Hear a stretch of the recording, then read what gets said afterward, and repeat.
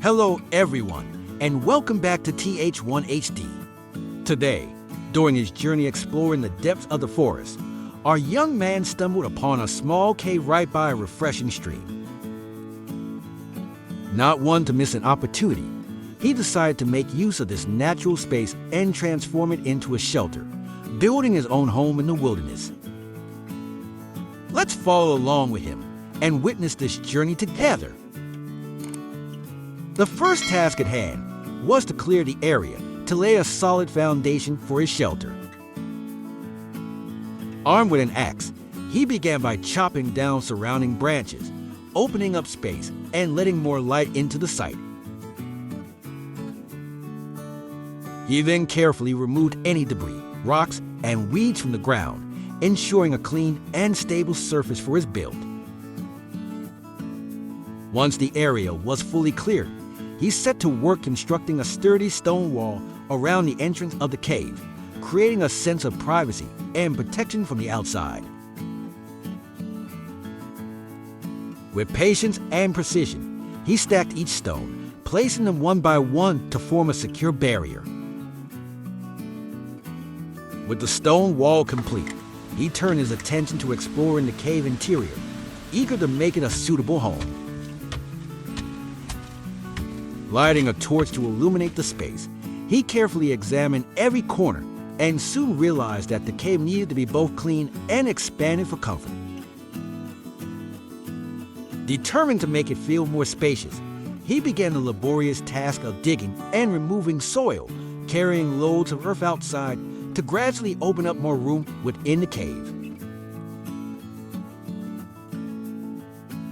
As the space reached the desired width, he focused on leveling the floor, smoothing out uneven patches and filling low spots to create a more stable, even surface. He carefully selected a strong, mature bamboo, then used a saw to cut it into manageable sections. With each piece, he worked meticulously, splitting the bamboo into thin, even slats. Returning to the cave with his materials, he began the process of lining the recently leveled ground with bamboo slats. Placing each one with precision, he created a smooth, woven pattern that added a touch of craftsmanship to his rustic shelter. Moving on to build the framework of his shelter, the young man set out to gather sturdy, round logs.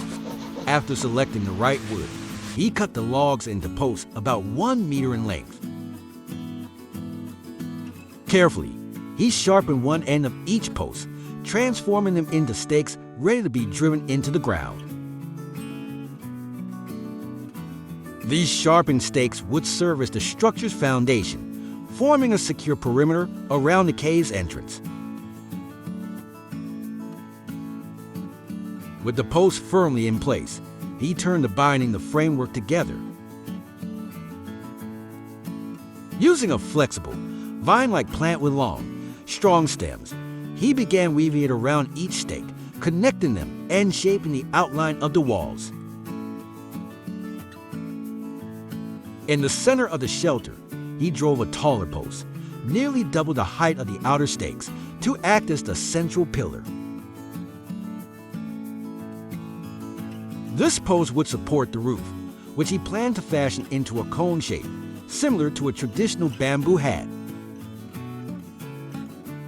Carefully, he connected the outer posts to the central pillar, arranging them in a gradual slope to create the desired peak structure.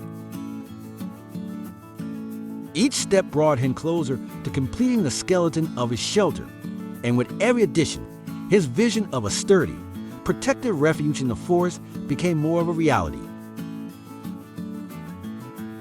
To complete the peak of the roof, he carefully chose sturdy bamboo slats and flexible bamboo cords to secure the topmost section of the framework.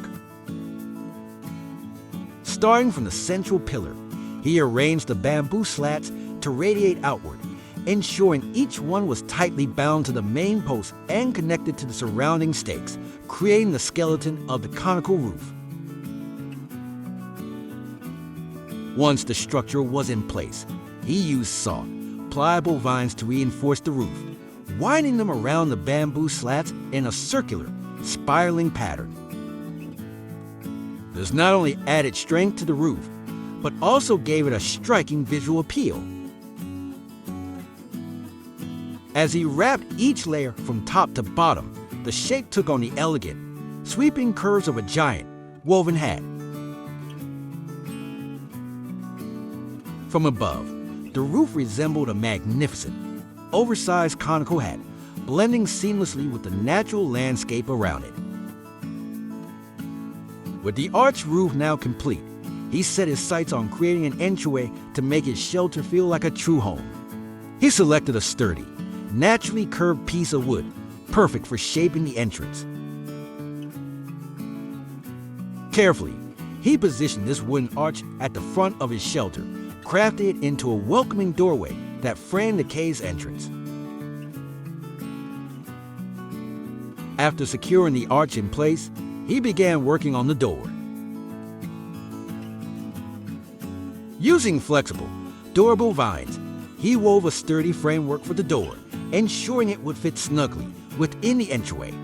Each vine was wrapped tightly, reinforcing the door's frame and providing a flexible, yet strong base for future coverings. With the roof structure firmly in place, he began crafting a functional, safe cooking area, complete with a chimney to vent the smoke outside. This was a vital addition, as it would allow him to cook and keep warm without filling the shelter with smoke. He planned carefully, using stones for the base and sides of the stove, layering them in a neat, circular pattern.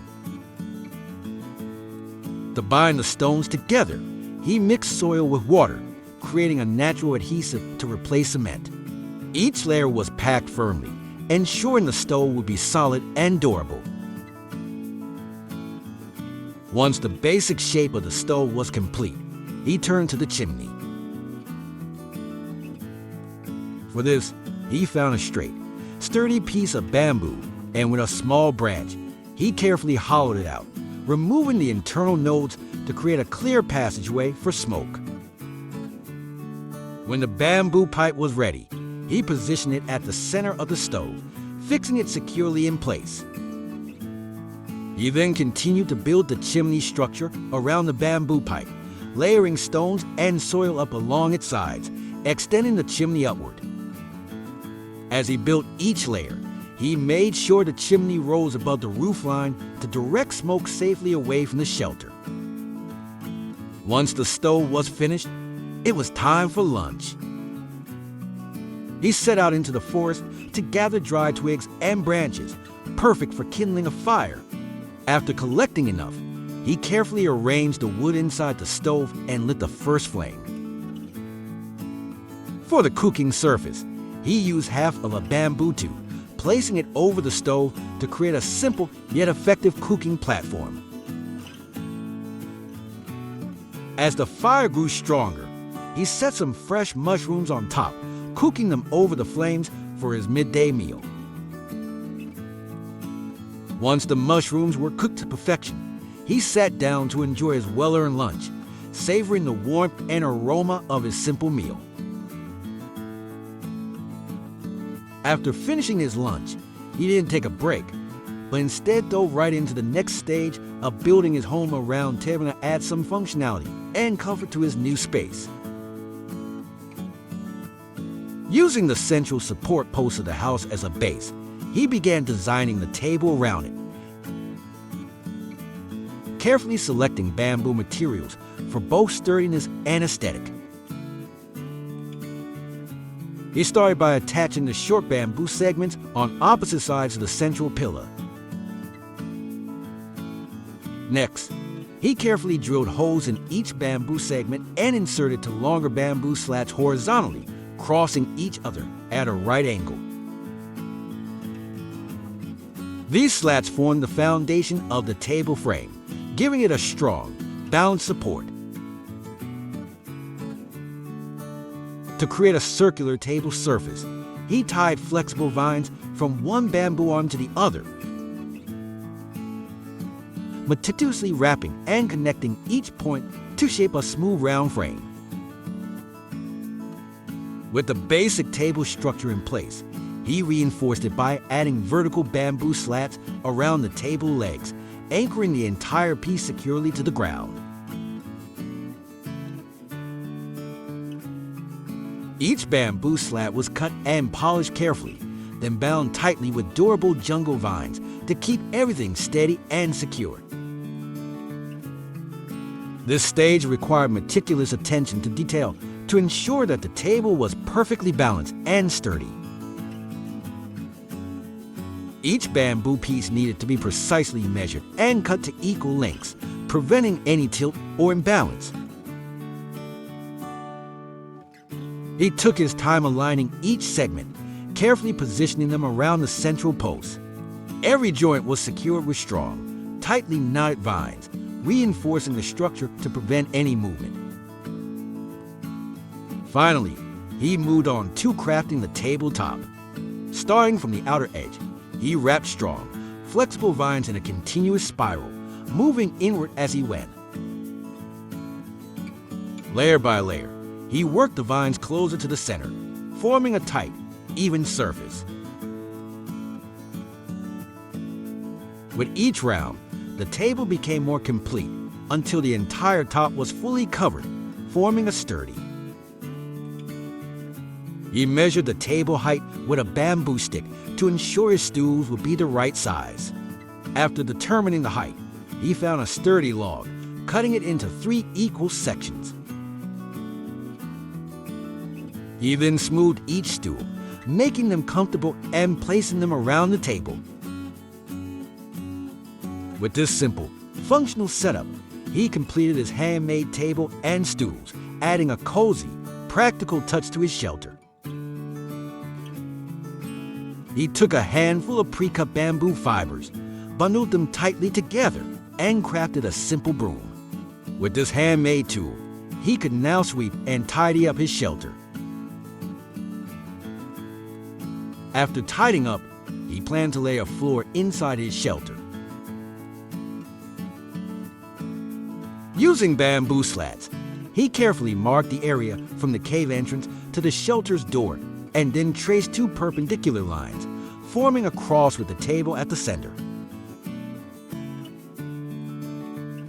With the outline in place, he began by gathering large stones and placing them along the lines he had drawn, creating a sturdy pathway and a cross shape. He meticulously arranged each stone, ensuring they were neatly aligned to make the floor as visually appealing as possible. He continued by gathering smaller stones to fill in the inner area of the cross-shaped design he had laid out. One by one, he poured these stones into the spaces, spreading them evenly and leveling the surface as he worked. Carefully pressing each stone into place, he created a compact, stable floor that added strength and durability to his shelter. With every handful, the floor became more complete, providing a solid and polished foundation for his rustic home. After finishing the stonework within the cross-shaped design, he set out to gather grass patches and a few small, hardy plants that could thrive indoors. He carefully arranged and planted these small trees and laid out the grass patches to cover the remaining areas of the floor outside the stone cross. With each patch of greenery placed and pressed into the soil, he created a lush, vibrant carpet of vegetation across his shelter's floor. The addition of these natural elements brought a refreshing, earthy beauty to the space, transforming it into a miniature forest retreat. The soft green grass underfoot and the small plants added warmth and life to his shelter, creating a tranquil, harmonious environment that blended seamlessly with the surrounding wilderness. Moving on to the roof, he set out to find a type of plant with large, broad leaves that could provide reliable shelter.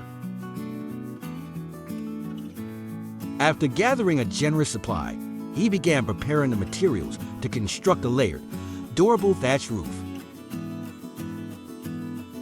To do this, he took a thick bamboo pole, slicing it into thin strips to create flexible, sturdy fibers that could secure the leaves tightly.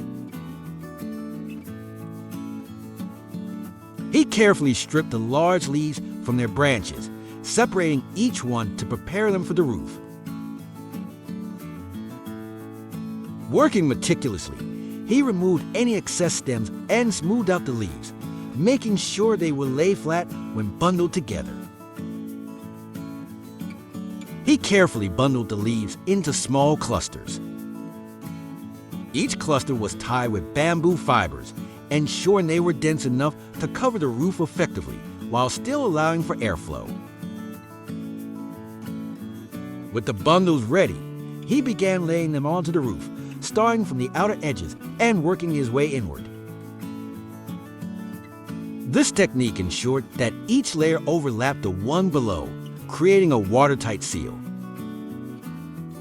As he placed each bundle, he aligned them closely together, securing them with extra bamboo fibers to prevent any movement. He continued layering and securing the roof this way, adjusting each bundle with care to create an even, snug fit. His efforts ensured that the roof would not only provide shade and protection, but would also withstand strong winds without shifting or loosening. With the roof now covered in a thick canopy of green, his shelter took on a sturdy, natural look, blending harmoniously with the forest around him. The time and effort he invested were evident in every layered leaf, a testament to his resourcefulness and dedication in crafting a safe haven in the wilderness. To ensure the walls could support the weight of the thatch roof, he decided to reinforce the structure with additional bamboo supports. He measured the distance from the stone wall to the roof, carefully calculating the length of each bamboo piece needed to add extra stability. Once he had the measurements, he sawed the bamboo into the necessary lengths. Afterward, he began securing the bamboo pieces, tying them vertically along the wall in parallel rows. Each bamboo pole was carefully positioned and tightly bound using vines, creating a solid framework to hold the roof in place.